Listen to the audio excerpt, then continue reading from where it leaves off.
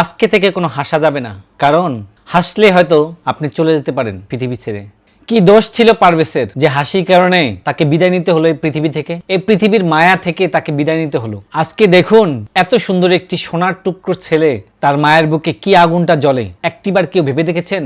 কেউ ভেবে দেখবেন না। কেন দেখবেন? সবাই শুধু একটি মায়ের কান্না দেখেছেন, বুকের আহাজারি অনুভব করতে পারেননি, কারণ সেই অনুভূতিটা আমাদের নেই। না হলে একটি মানুষকে শুধু হাসির কারণে পৃথিবী থেকে চলে যেতে হয়? এই কোন সভ্যতে আমরা বসবাস করছি, এই কোন সমাজে আমরা বসবাস করি? খুব কষ্ট লাগে আসলে, আমি ভাবতে পারি না, এত খারাপ লেগেছে আমার কাছে। জানি না কার কাছে খারাপ লেগেছে। কি হয়েছে পারভেজের সাথে, কি ঘটনাটা ঘটেছে একটিবার ভাবুন। হয়তো পারভেজ মেয়েগুলো দেখে হেসেছিল, হাসার পরে হয়তো মেয়েগুলো চিন্তা করেছে যে নিশ্চয়ই আমাকে দেখে হাসতেছে, অথবা আমাকে কোনো প্রকার ক্রিটিসাইজ মূলক চিন্তা ভাবনা করে ওরা হাসতেছে, এবং যেই হাসির কারণে মেয়েগুলা মনে মনে সন্দেহ জেগেছে যে নিশ্চয়ই ওই ছেলেটা আমাদেরকে নিয়ে, আমাদেরকে ব্যঙ্গ করে হাসতেছে। এরকম একটা ঘটনাই ঠিক ঘটেছে।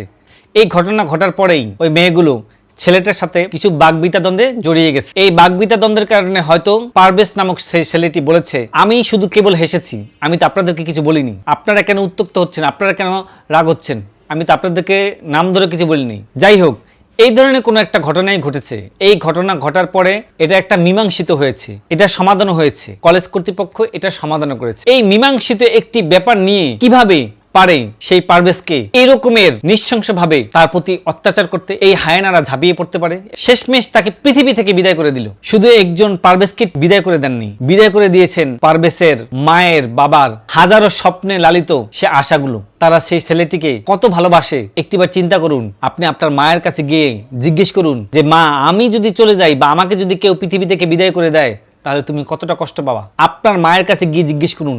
আচ্ছা একটিবার ভাবুন তো, আপনি রাস্তা দিয়ে চলে যাচ্ছেন, আপনি আপনার বন্ধুর সাথে হাসাহাসি করতেছেন, পিছনে অথবা সামনে দুটো মেয়ে আপনাদের দেখতেছে এবং দেখে আপনাদেরকে তারা মাইন্ড করতেছে যে আপনারা কেন হাসতেছেন। এই হাসার কারণেই, এই মাইন্ড করার কারণেই, এই সন্দেহ করার কারণেই আপনার যদি জীবনটা যদি চলে যায়, একটিবার ভাবুন তো আপনি কোন অনিশ্চয়তায় জীবনযাপন করতেছেন, আপনি কোন ভয়াবহ জীবনযাপন করতেছেন। একটিবার ভাবুন যে এই হাসার কারণে আর এই সন্দেহের কারণে যদি আপনাকে পৃথিবী থেকে বিদায় নিতে হয়, আপনার মায়ের বুকের কোল খালি হয়ে যায়, আপনার বাবার বুকে লালিত স্বপ্নগুলো সব ধূলিসাৎ হয়ে যায়, কি করে ভাববেন? কারণ যারা এই সমস্ত নৃশংস কাজ করে তারা কখনোই ভাবে না, তারা কখনোই কারো ভাই হতে পারে না, তারা কখনোই কারো সন্তান হতে পারে না। এই পারভেজ কে ছিল? আমাদেরই তো ভাই, আমাদেরই ছাত্র, আমাদের এই 24-এর গণঅভ্যুত্থানের একজন অগ্রপ্রতীক ছিল।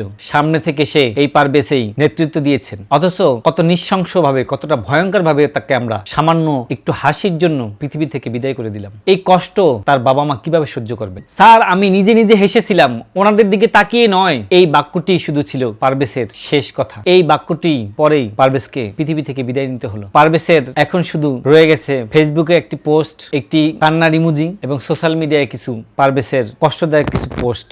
কিন্তু পারভেজের বাবা মা তো হারিয়ে ফেলল তাদের অমূল্য সম্পদ। এই পারভেজের পরিবারের কাছে পারভেজ নামটি একটি নিস্তব্ধ কান্নার এবং চাপা কষ্টের নাম। পারভেজের মা ফেসবুকে পোস্টগুলো দেখলে পারভেজের চিৎকার করে অজ্ঞান হয়ে পড়ে। পারভেজের মা এখনো খুঁজে তার সন্তানকে। পারভেজের মা এখনো মনে করেন যে দুপুরে আমি পারভেজকে ফোন করে বলবো বাবা ভাত খেয়েছিস, রাতে ফোন করে বলবো বাবা ঠিক টাইমে ঘরে ফিরেছিস। এখনো পারভেজের মা সেটাই চিন্তা করে।